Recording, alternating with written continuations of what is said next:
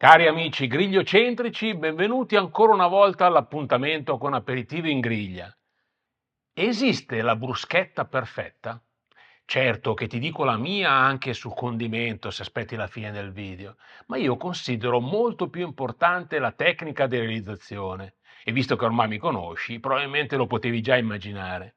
Ma se su topping e abbinamenti si potrebbe parlare per ore senza giungere ad una risposta univoca, di stili di realizzazione tecnica della bruschetta ne esistono almeno tre.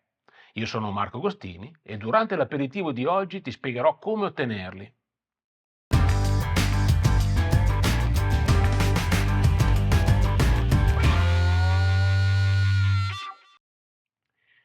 Il principale elemento di divisione tra i griller prima maniera, diciamo, e quelli che potremmo definire griller 2.0, che vedono il barbecue come una disciplina tecnica della cucina, si potrebbe riassumere nel concetto di semplicità, ma non nel modo che pensi.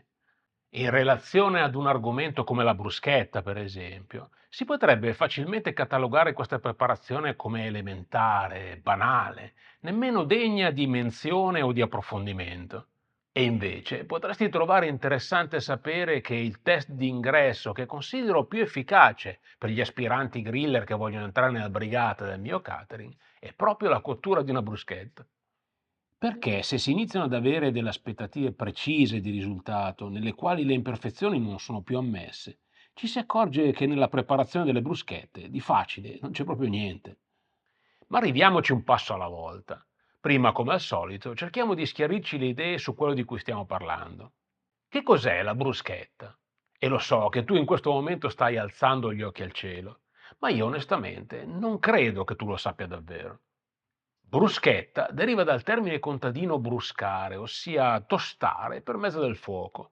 Una volta, infatti, quando avanzava del pane, lo si tagliava a fette e lo si lasciava tostare di fianco al fuoco morente di fine giornata del camino, rendendolo così edibile per diversi giorni ancora.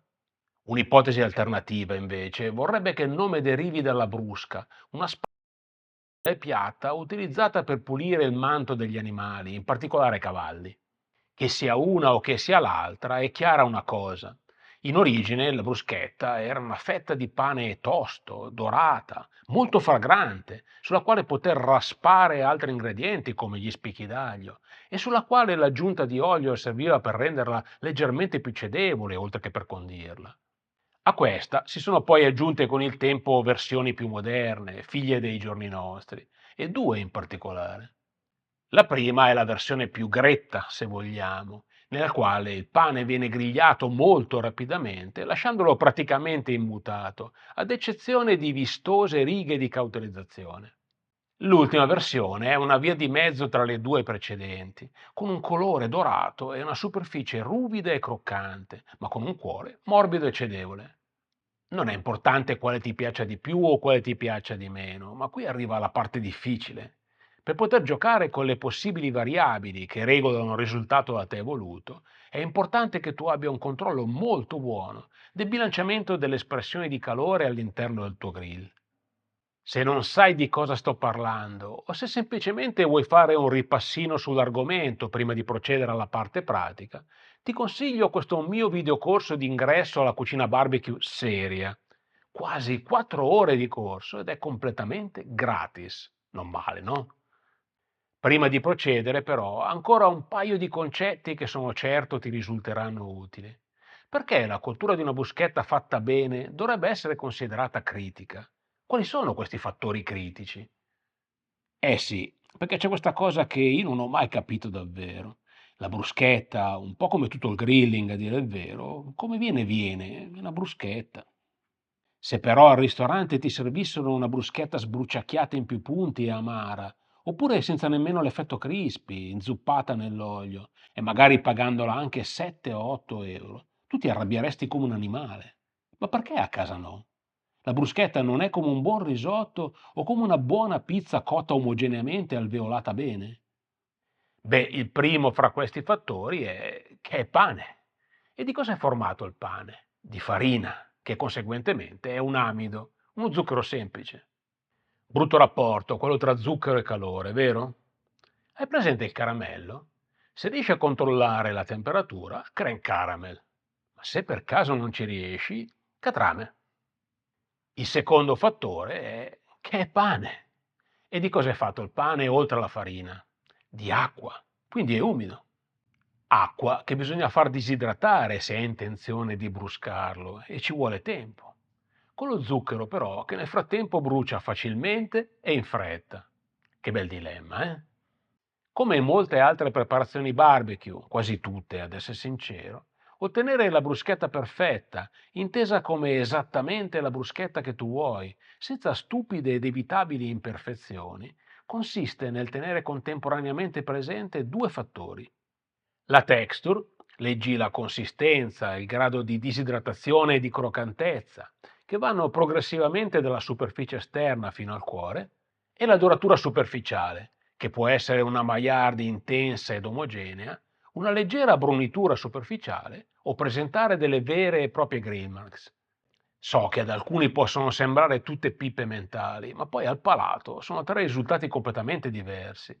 Una sorta di pan biscotto estremamente crunchy, una versione con il cuore morbido ma la superficie crispy e una versione più nature, ma ben bilanciata tra la dolcezza del pane e l'amarezza delle righe di cauterizzazione. Vediamo ora come ottenere ciascun effetto a livello tecnico attraverso le impostazioni di cottura.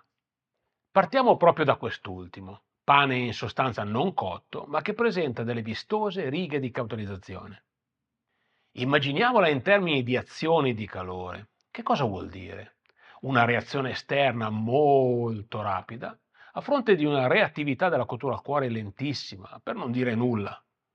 In altre parole, un irraggiamento molto intenso, accompagnato da una conduzione altrettanto importante, se ciò che vuoi sono le grill max, e poco altro. A questo proposito, un piccolo tip. Se vuoi accentuare la presenza e l'evidenza di righe di cauterizzazione, ti consiglio caldamente l'utilizzo durante la cottura di una griglia in ghisa, per tutti i motivi e benefici che ti menzionavo e spiegavo in questo articolo sul mio blog Grill Experience. Appare abbastanza evidente che le condizioni descritte siano quelle tipiche di un grilling diretto ad alta intensità, in particolar modo se in presenza di un setup centrale e in assenza di coperchio. La condizione successiva è quella di una bruschetta fragrante superficialmente, ma morbida e cedevole all'interno. In questo caso la reazione esterna ci deve essere, ma deve essere più lenta, lasciando il tempo alla texture di modificarsi parzialmente, disidratandosi appena. Tradotto in termini di azioni di calore, qui l'irraggiamento c'è, ma è molto meno intenso ed è accompagnato dalla rifrazione dovuta alla presenza del coperchio, sempre in condizioni di grilling diretto, ma a temperatura moderata. Ti do un altro piccolo tip relativo a questo caso specifico. Se ciò che desideri è una doratura superficiale perfettamente omogenea, senza il rischio di alcun accenno di riga di cauterizzazione, ciò che devi fare è annullare completamente la conduzione, cuocendo a griglia fredda, ossia introducendola soltanto nel momento in cui metterai la bruschetta in cottura. Ti spiego come fare in questo articolo sul mio blog Grill Experience. Non resta che l'ultima ipotesi, la più antica, quella di una bruschetta che sfora un po' verso l'idea del legaccio ligure, se conosci il genere. Molto bruscata, diffusamente ed intensamente dorata e con una disidratazione pronunciata. In questo caso ovviamente ci vuole tempo per asciugare dolcemente la bruschetta, ma con un calore al contempo che si limiti ad una maillard ricca ed omogenea, ma senza eccessi. Quindi in questo caso niente irraggiamento né conduzione e lavoriamo quasi esclusivamente di convezione per il tempo necessario. Se conosci un minimo la materia, hai capito che sto descrivendo una cottura indiretta, nella quale la temperatura di esercizio è tanto più bassa, tanto più vuoi vedere accentuate queste caratteristiche. Lo vuoi un ultimo piccolo tip?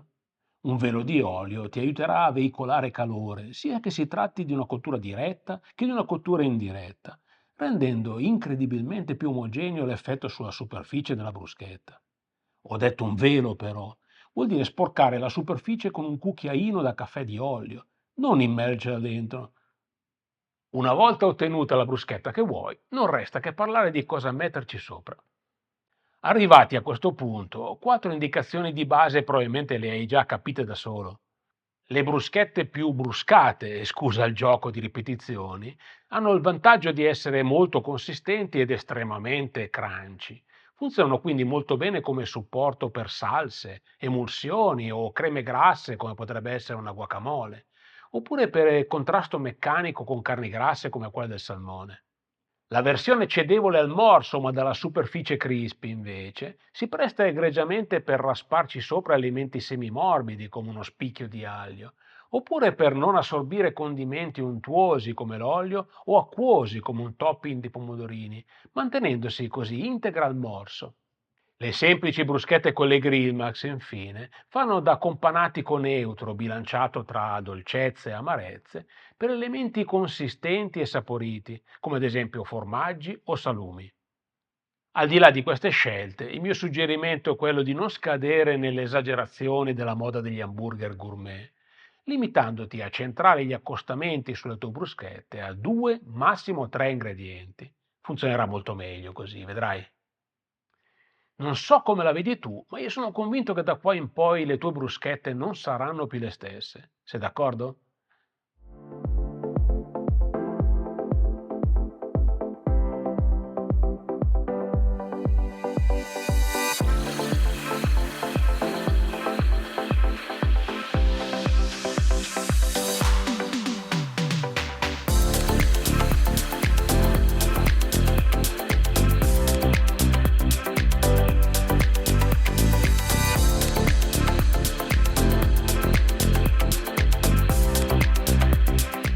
È arrivato il momento del brindisi finale e di dirti cosa stiamo bevendo durante l'aperitivo di oggi. Ma prima lo sai che ti conviene iscriverti al canale e ancora di più cliccare su campanella per lasciarti ricordare l'ora del prossimo drink insieme. Piaciuto? E allora mettimi anche un like e aggiungi se vuoi nei commenti il tema da affrontare bevendo il prossimo aperitivo. E a questo giro nel bicchiere abbiamo messo uno strawberry margarita, colorato, allegro, spensierato, come un bel tagliere di bruschette miste. Se lo vuoi provare, la ricetta è in descrizione. Sulla strada di casa fermati a prendere due filoni e falli a fette, perché ora tocca a te. Fuoco alle griglie, buona bruschetta, buon divertimento e mi raccomando, buon barbecue. Cheers!